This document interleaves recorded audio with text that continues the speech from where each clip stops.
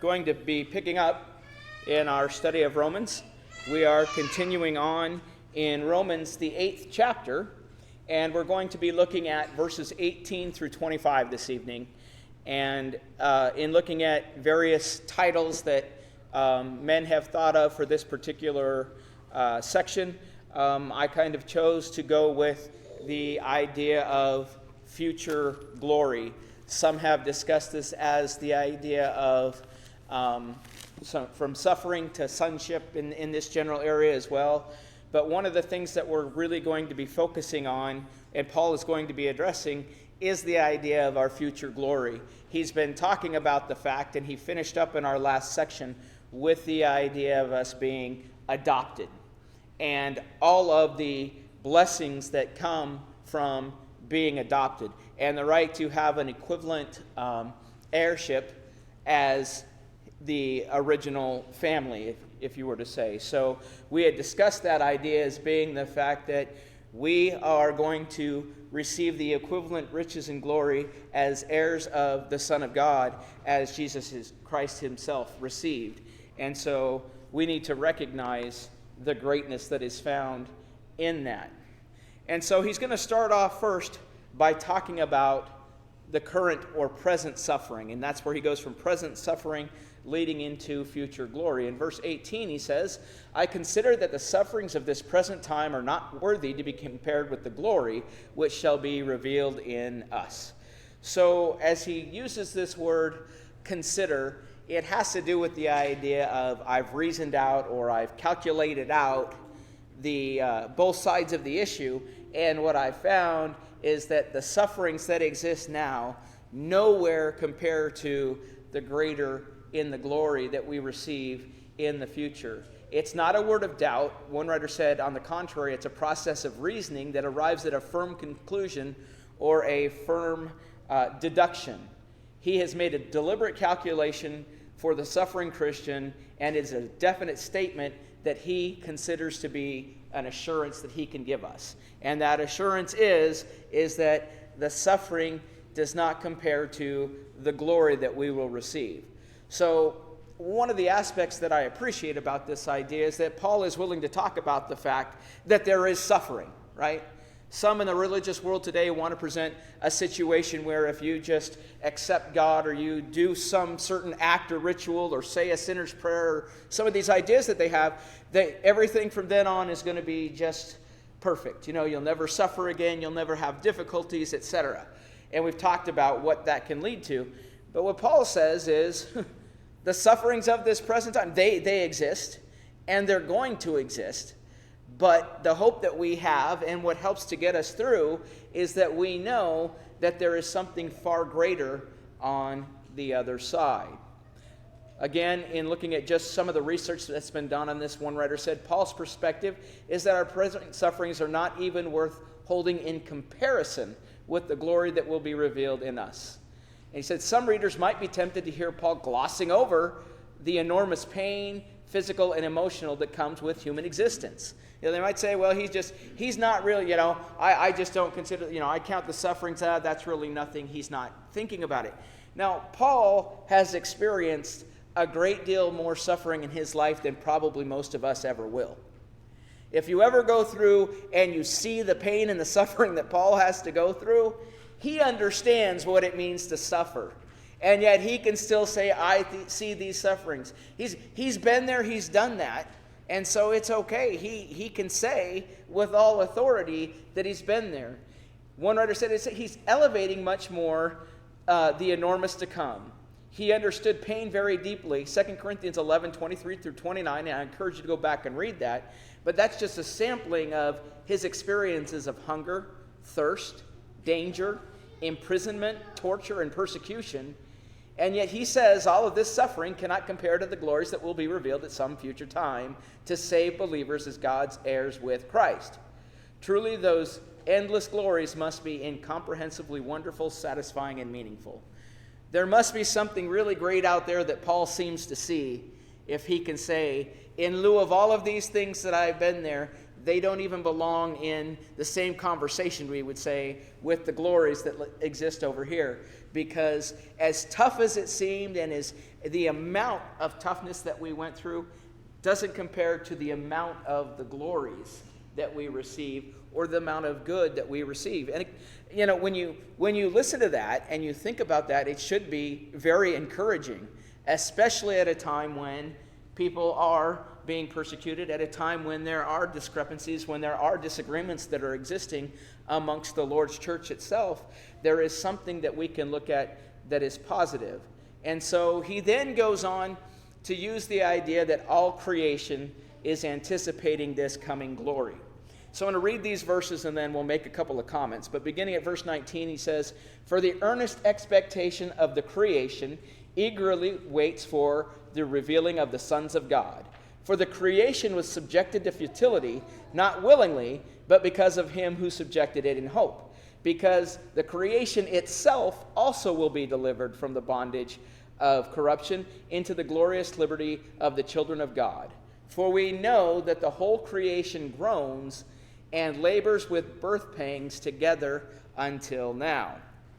And it was amazing to me. This happens periodically, and as I go through, and the more that I have studied, in particular the book of Romans, the more I'm being shown that there are a lot more things that people are on, kind of on different sides in regards to what they're trying to understand. I often think about Romans 14 as being a tough chapter, and it is a tough chapter to work with, but there are a lot of comments on this particular set of verses that seem to indicate, or that people seem to think this is tough to understand. So as I look at it, and as I approach any of my studies, the first thing I try to remind myself is that the Bible is written to the common man. It's not written to the intellectual. It's not written over the heads of people, so it's not something, God is not the author of confusion.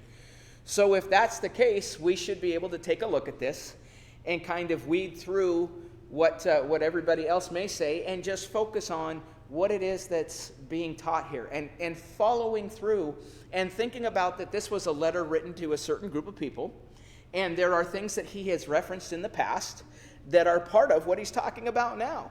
As we go through and we begin to look at this a little deeper, and one person asked, why does he bring up creation as eagerly longing for the revealing of our glory? He reminds us in these verses, he says that the creation was subjected to futility, which goes back to Genesis 3, where the creation was cursed because of Adam's sin. And this is something that he had discussed, or he had touched on earlier in his letter. He's talked about the idea of the problem of sin and how it has affected things. And so, again, we get the statement, sin affected everything. Adam's sin was not like the transgression of those who come after him. Adam's transgression affected the world and changed the world. And everything is awaiting the glorious revealing. And so where people end up putting too much, or what I found in what I was going through, where they were trying to put too much emphasis on, is they were trying to figure, what is creation? And they get hung up on this idea of, okay, well, were angels created? Was this created? Was that created? What is creation? And so they get lost in trying to be able to show how much they know about what creation means and all of these things. And yet, if we simplify it down, we need to recognize first and foremost that the focus really isn't on the creation. It's on the idea that everything is longing for revealing. That there is a longing that exists, and it does exist amongst those that were created. And so when we think of the creation, to me, I go back to, in the beginning, God created the heavens and the earth. He created the animals. He created all of these things, right? And so what we're being told is there's a groaning, there's been a change, and there is a longing even amongst the animals and even amongst these other created things. There is this longing for a freedom or a change from the corruption that takes place. And so it's going to bring us back to verse 23, where he, again, is giving us the parallel where he talks about that we also are groaning. He says, not only that, but we also, who have the first fruits of the Spirit, even we ourselves groan within ourselves, eagerly awaiting the adoption and the redemption of our body. So he's talking about the whole creation, but what he's really bringing it around to is that we ourselves, all of us, are waiting for this redemption, the coming of this instance. And so I think if you want to get into you can get into this whole aspect of what is creation and all of that, or you can just look at we are all the created. God created the heavens and the earth, and the words say that there is a longing for the day when the glory of the sons of God will be revealed, right? And so for us, as we wait for that, what we're waiting for is the adoption. And it's interesting because he's mentioned that we've been adopted already, and so we're going to come back to that in just a moment. But again, Paul refers to Christians as those who have God's Spirit with us, saying the first fruits of the Spirit, or the Spirit as a first result of being in Christ. And such saved believers also groan inwardly in the waiting.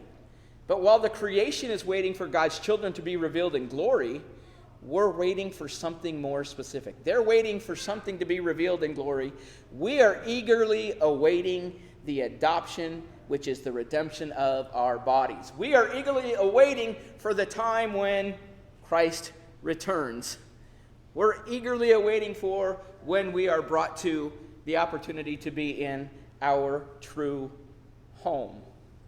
And so again, he goes back to this idea of when he says the idea of adoption is interesting, he says, because he stated in verse 15 that we have already received adoption now. And here he says, well, we're waiting. And so some people are going to say, okay, is he contradicting himself, right? Well, if we continue with the thinking, in one sense, we have received our adoption because we have been brought into God's family, right? You've been brought into God's family, so you have been adopted. Yet, in another sense, we're still waiting because we do not enjoy all the privileges of that adoption yet. We're anticipating receiving the full rights that come with being adopted. The first part, we've already been given. We're a part of God's family. Now we're waiting for the end results ultimately of what all that means, right? So there is this idea of an anticipation of even more. There's an anticipation, and it's specific. For us, it is the redeeming of our bodies. And so in verse 24 he says, for we were saved in this hope, but hope that is seen is not hope, for why does one still hope for what he sees? But if we hope for what we do not see, we eagerly wait for it with perseverance. So, this hope we were saved, we have something to look forward to. We have not been given everything now. We've been given some, haven't we? I think we'd all say we've all been given stuff, and he's going to talk about some of the things we've already been given.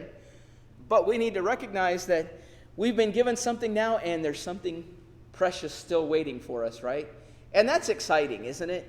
That's exciting. You know, it's kind of like if you receive gifts in stages, and you know ultimately you're going to get everything that you want, but maybe you start with, and we'll just make it simple, you think, you know, you get a game system that you really wanted, and you get one game with it. And this is great. But you're excited because you know that, you know, if you're real good and you do the things that you're supposed to do for your parents and all that, that maybe in another couple of months or maybe at another birthday, you're going to get yet another gift, right? Or you're going to get something else that's special. You're still their child at the time that you get the original gift, and it doesn't contain the extras that you're getting. But there's this idea that there's so much more, and it's terrible to try to put it into earthly concepts but that's what we have to do, is kind of think in terms of what we understand. And so he says, this is yet another reason why we need to have our minds on the Spirit and not on the flesh. We cannot be focused on worldly things because we will lose hope in what we cannot see, right? If we focus on what we can see, and that's the only thing that we worry about, we forget what we talked about this morning. Because we can't physically see with our eyes Christ right here with us right now. But he's there, right? But if we're so focused on what we can see, then we will begin to lose our hope. Sufferings will take us away from waiting eagerly for the future glorification. We talked about, and it's funny how sometimes in classes, I don't know if it's funny, I don't know if it's providential, I don't know if it's somewhere in between, but we talked about in class this morning about when you're building on the proper foundation, and we talked about when the storms come. And isn't that exactly what we're talking about here? You know, that if we get too focused on things that are happening around us, and we look at all of these difficulties that we struggle and we're not built on the proper foundation, then we start losing the hope and excitement about what's coming, right? We get too caught up in the here and now, and we get too caught up in, oh, woe is me, instead of, well, you know what? I used to know some from back in South Carolina, and the one phrase that he kept saying over and over and that I kept from him was, it could always be worse. No matter what he said, and he would tell me that when his car broke down, and he'd tell me that when things are good too. I mean, it could always be worse. So let's not, because the flip side of that concept is, it will always be better. Not sometimes, but if we get through and we make it to our eternal home, it will always be better. When you look at it in terms of where is my eternity going to be? Is it going to be in a place of joy and comfort and peace, or a pain of eternal torment and pain? Man, I look at the idea of being in eternal pain and say, there's no hope there. There's no hope there. There's nothing for me to look forward to, right? It is that idea, and people will say this in the world off the cuff. They'll say, well, I know I'm not going to get to heaven anyway, so I might as well live it up now. Well, you know what? What you're saying really has some legitimate truth to it in a sense, right? Because you're right. There's no hope beyond this. Because you're only looking at what you can see. But if you look beyond what you can see, and we can get caught up not just in the negative, but in the positive. If we can't see behind the idea of, say, I want to make 6 figures, and I get to 6 figures, and then I want to make, then I want a bigger house, and then I want a bigger, and we can get into this idea of I want more and more and more. And that also takes us away from the idea of the more is yet to come. And the more that is yet to come is not going to be burned one day and left as nothing. So we have this hope, and that we wait for it in endurance and patience. When I see something takes endurance and I see something takes patience, it means it can take effort, right? It can take work. If it's not difficult, we don't have to endure it. we just go through it. To endure something means that there's some difficulty involved, that there's some struggle involved. And so he's reminded, but he says that's okay, because there's a future joy. There's a future hope. There is something that is far greater that is worth going through this struggle if I keep my mind set on him. I really kind of enjoyed this particular statement. I thought it summed up kind of this idea of, for the adoption concept, really pretty well. I found this on sermonwriter.com, I believe was the website. But the statement is, the idea here is that we have been saved, and that is not in doubt, but we have not yet experienced the full force of that salvation, right? Because he said, we've been adopted, we've been saved. There's no doubt about that, but we haven't received it all. It says, we are like the homeowner who has been told that her house is worth 10 times what she paid for it. She knows that she has, at least on paper, entered the ranks of the affluent, but she does not yet feel affluent. She cannot take her equity to the store to make purchases unless she sells the mortgage of her house, and she is not ready to do either of those things, the mortgage or the other. Nevertheless, she enjoys knowing that the future has brightened because of the appreciation of her house, even if she cannot cash in on it yet. In like manner, we have been saved, even if we will experience the full force of that salvation only in the future, in eternity. Isn't that a great thing? I know I have it, right? I know I have it.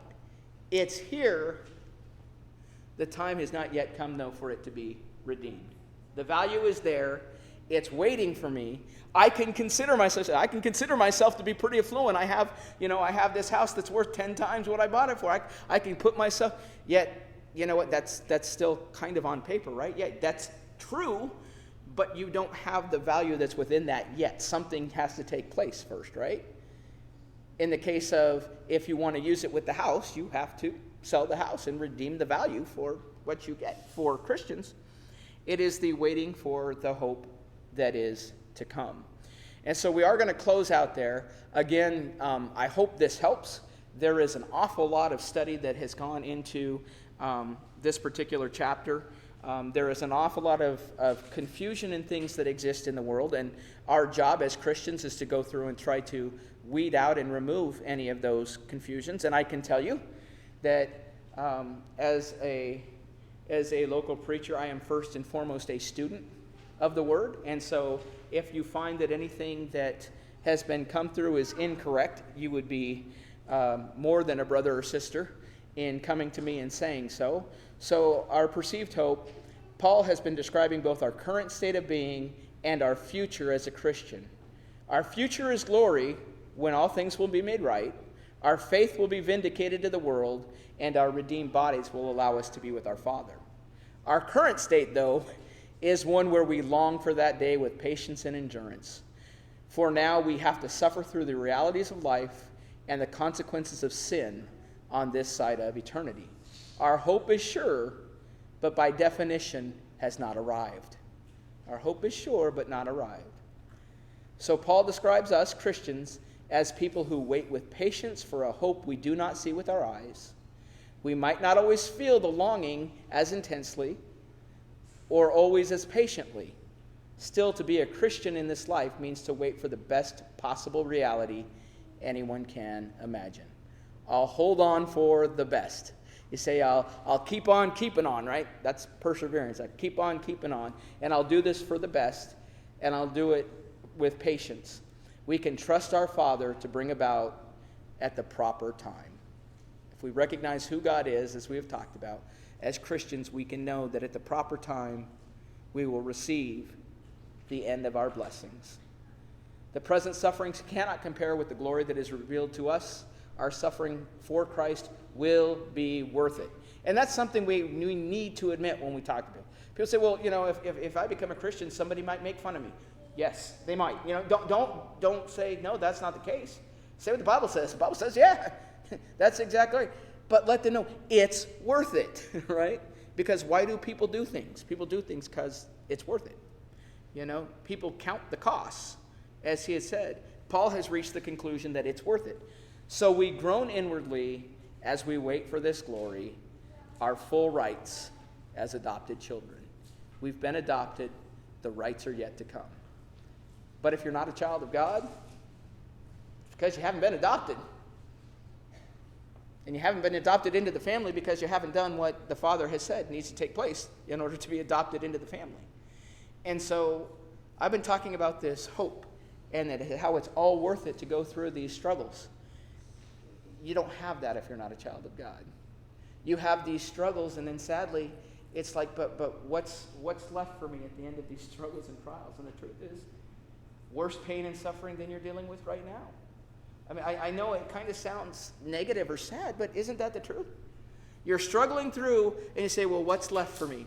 Well, what's left for you if you're not a child of God is just a worse struggle and a worse pain than you can possibly imagine. It doesn't get better, it only gets worse from here.